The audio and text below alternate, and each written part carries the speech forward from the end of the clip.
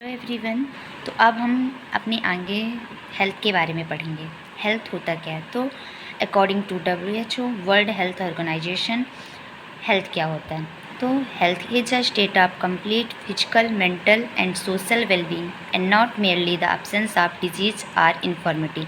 मतलब हम किसी भी पर्सन या इंडिविजुअल को हेल्दी कब बोलेंगे?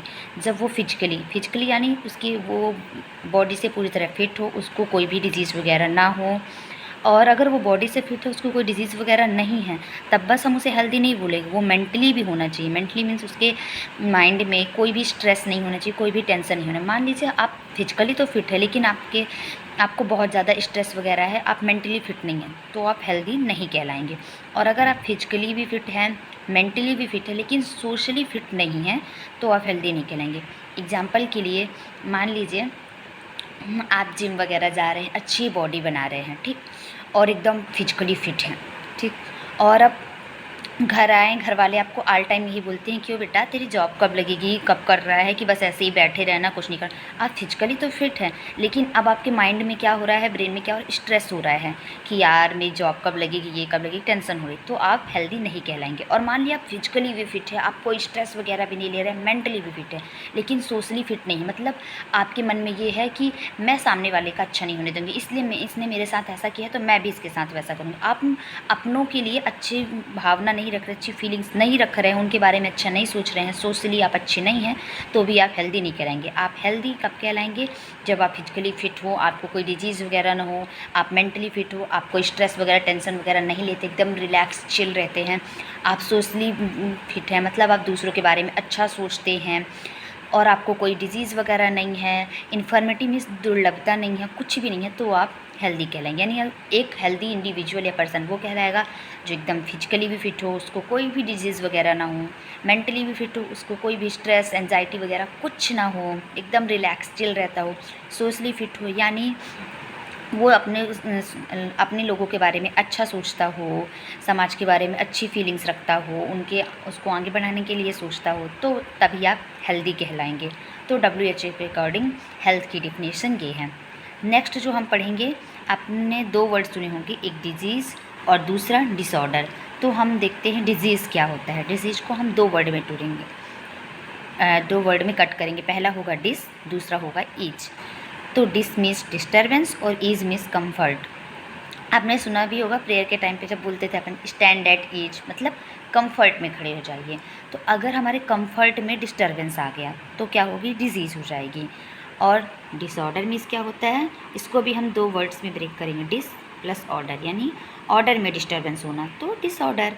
एग्जाम्पल समझते हैं, कोई वायरस हमारी बॉडी में एंटर कर गया और हमको नोजिया कराया, नोजिया मतलब हमको वॉमिटिंग जैसा फील कराया, फिर वॉमिटिंग यानी हमको वॉमिटिंग हो गई और हमें एब्डोमिनल पेन हो रहा है, पेट में दर्द भी हो रहा है, तो क्या अब आप अपने कंफर्ट में हैं?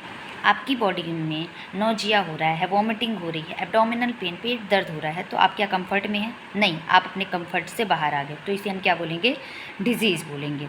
अब डिसऑर्डर क्या होता है, इसी वायरस ने इतना अफेक्ट किया कि हमारा जो एक पैर था, जैसे हम पोलियो की डिजीज़ में पढ़ते हैं, उसमें क्या हो जाता है, एबनॉर्मलिटी आ जाती है, मतलब जो हमारा वॉकिंग का ऑर्डर है, जो हमारे चलने का ऑर्डर है, उसमें डिस्टर्बेंस आ गया, हम चल नहीं पा रहे। पोलियो की डिजीज़ में क्या होता है, पैर बहुत ज़्यादा एकदम से पतले से हो जाते हैं, वो पर्सन चल नहीं पाता है, उसके जो चलने का ऑर्डर था उसमें डिस्टर्बेंस आ गया, तब हम क्या बोलेंगे, डिसऑर्डर। यानी डिसीज़ में हम क्या पढ़ते हैं, जो हमारा कंफर्ट है उसमें डिस्टर्बेंस होगी। जैसे वायरस ने हमारी बॉडी में एंटर किया, हमको नोजिया जैसा फील कराया, फिर हमको वॉमिटिंग भी हो गई, हमारे पेट में भी दर्द हो रहा है, अब हम कंफर्ट में नहीं है, ये हमारा कंफर्ट जो नहीं है, अपने कंफर्ट से बाहर निकला है, हमारे कंफर्ट में डिस्टर्बेंस हुआ, यानी डिजीज़ होगी।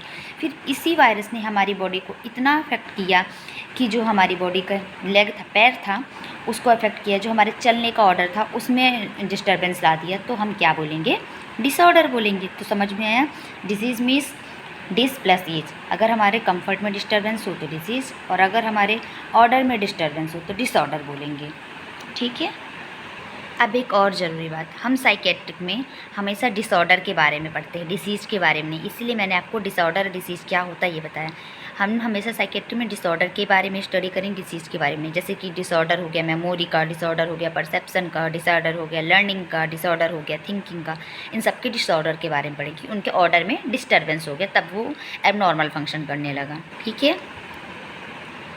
अब इधर हम साइकेट्री को एक बार डिटेल से समझते हैं। तो साइकेट्री होती क्या है? मेडिसिन की एक ब्रांच होती है, मतलब branch of medicine that deals with diagnosis, treatment and prevention of mental illness. ये मेडिसिन की एक ब्रांच होती है जिसमें हम डायग्नोसिस के बारे में पढ़ते हैं, उसके ट्रीटमेंट के बारे में, और प्रिवेंशन कैसे करें मेंटल इलनेस का। ठीक, तो फॉर एग्जाम्पल अगर कोई पर्सन मेंटली इल है, मतलब किसी पर्सन को मेंटली इलनेस का कोई डिसऑर्डर हो गया, ठीक, अगर मान ली किसी को सीजोफ्रेनिया का ही डिसऑर्डर हो गया, तो क्या हम उस पर्सन को ये बताएंगे भाई देख तेरे को सीजोफ्रेनिया हो गया है, चल हमने डायग्नोस कर लिया, और उसको बोलेंगे ठीक है हमने तेरे को बता दिया तेरे को सीजोफ्रेनिया होगा तुझा? नहीं, हम क्या करेंगे, उसको डायग्नोसिस तो करने के बाद हम उसके ट्रीटमेंट के लिए बताएंगे, उसको ड्रग्स वगैरह देंगे, उसको थेरेपी वगैरह देंगे, उसकी काउंसलिंग वगैरह करेंगे। और ट्रीटमेंट के बाद भी अगर वो पर्सन की हमने डायग्नोसिस की, पता किया उसको कौन सा डिसऑर्डर हुआ, उसको ट्रीटमेंट भी दिया, ट्रीटमेंट देने के बाद भी हम ये करेंगे कि हम उस मेंटल इलनेस को प्रिवेंट करने की कोशिश करेंगे कि आगे जाके फ्यूचर में उस पर्सन को कोई भी मेंटली इलनेस ना हो। ठीक है, तो हम साइकेट्री में क्या पढ़ते हैं, हम जो भी मेंटल इलनेस है उसके बारे में डायग्नोसिस करेंगे। उसके डायग्नोस करने के बाद हम ये नहीं कि सिर्फ डायग्नोसिस करके छोड़ देंगे, हम उस मेंटल इलनेस का ट्रीटमेंट भी करेंगे, प्रॉपर ट्रीटमेंट करेंगे ताकि वो पर्सन रिकवर कर पाए। और उसके बाद भी फिर हम क्या करेंगे, प्रिवेंशन करेंगे कि बाकी लोगों में और उस पर्सन को आगे चल के वो डिज़ीज़ ना हो पाए। तो ये इसके बारे में हम स्टडी करते हैं साइकेट्री में।